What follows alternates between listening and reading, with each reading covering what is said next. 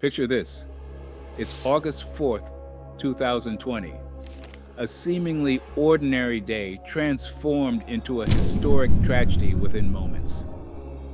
In the heart of Beirut, Lebanon, joy turns to despair as a catastrophic explosion rips through the city's port, laying bare the vulnerability of a nation and the resilience of its people.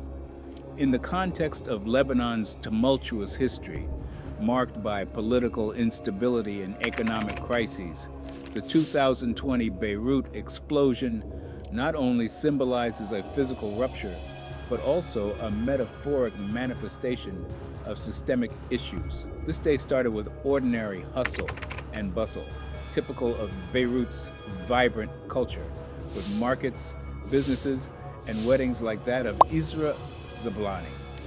Yet, it starkly ended in a scenario reminiscent of the country's long episodes of violence and mishaps, bringing forth an all too familiar scene of chaos and resilience amidst adversity. In the waning hours of that summer day, the port of Beirut was alive with its usual hustle. A crucial artery for Lebanon's economy, handling approximately 70% of the country's imports. Established in the late 19th century, this port has long been a testament to Beirut's role as a crossroads between East and West, surviving decades of turmoil, including civil war and regional conflicts. On August 4th, 2020, however, ordinary activities masked a brewing catastrophe. The welding work that ignited the disaster was part of routine maintenance, a task undertaken without full awareness of the perilous materials stored nearby.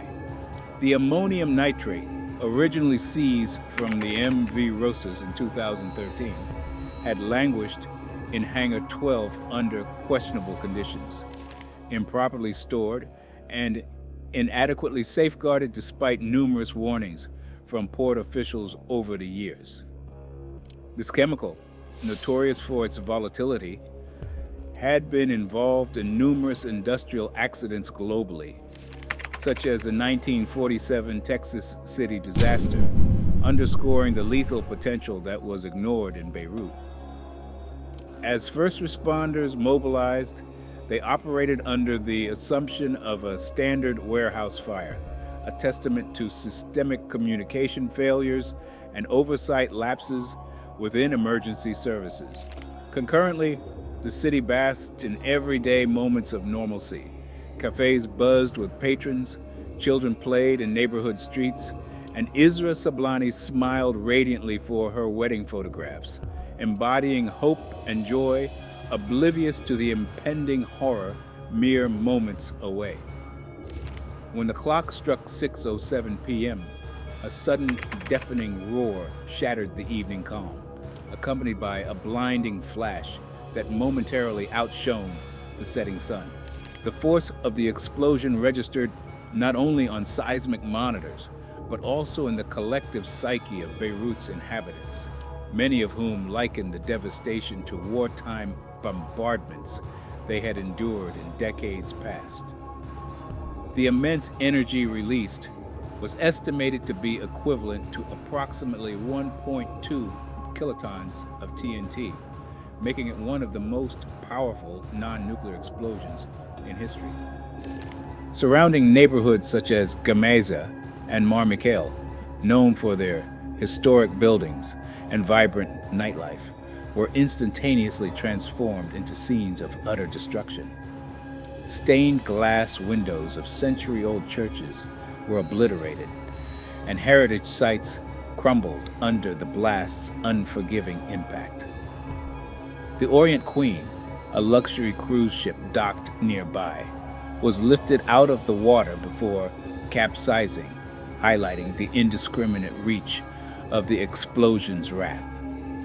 Amidst the chaos, countless videos, captured from various vantage points, began flooding social media, providing real-time glimpses into the scale of devastation and sending shockwaves across the international community.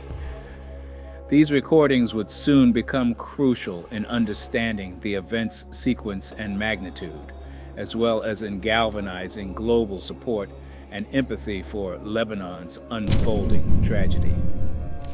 Hospitals, already strained by the ongoing COVID-19 pandemic and chronic shortages of medical supplies due to the country's economic crisis, were inundated with the wounded. Facilities like the St. George Hospital University Medical Center, located less than a mile from the epicenter, suffered extensive damage, forcing medical personnel to treat patients in parking lots and corridors illuminated by the glow of cell phones and emergency lights. Medical staff, some injured themselves, worked tirelessly through the night, exemplifying heroic dedication despite overwhelming odds. Spontaneous acts of solidarity emerged as ordinary citizens became first responders. Volunteers rushed to donate blood. Taxi drivers offered free rides to the injured, and communities organized makeshift shelters for those rendered homeless. International aid began to mobilize swiftly, with countries around the world pledging support and dispatching emergency supplies and personnel. Amidst profound grief and anger, these collective efforts underscored a resilient spirit determined to confront and overcome the catastrophe. In the days following the explosion, scrutiny intensified around the circumstances that allowed such a vast quantity of hazardous material to be stored negligently in the heart of a populous city. Documents surfaced revealing that various officials across multiple government agencies had been aware of the ammonium nitrate stockpile, with numerous warnings and requests for its removal or proper disposal reportedly ignored or lost amidst bureaucratic inertia and corruption. The MV Rosas, the vessel that brought the deadly cargo to Beirut, had been impounded due to technical and financial issues, leaving its cargo stranded in legal limbo. The ship's owner, a Russian businessman with a history of abandoning vessels and crews, had effectively washed his hands of the responsibility, while Lebanese authorities failed to enforce international safety regulations or seek external assistance in mitigating the evident risk. The symbolic statue erected at the port's ground zero, crafted from the very remnants of destruction, stands not only as a memorial to the lives lost, but also as a testament to the enduring strength and unity of the Lebanese people. Commemorative events, including candlelight vigils and art installations, have provided spaces for collective mourning and reflection, while also serving as poignant reminders of the urgent need for systemic change to prevent future tragedies. Cultural preservation has become an integral part of recovery, with concerted efforts to restore damaged historical sites and maintain Beirut's rich architectural heritage.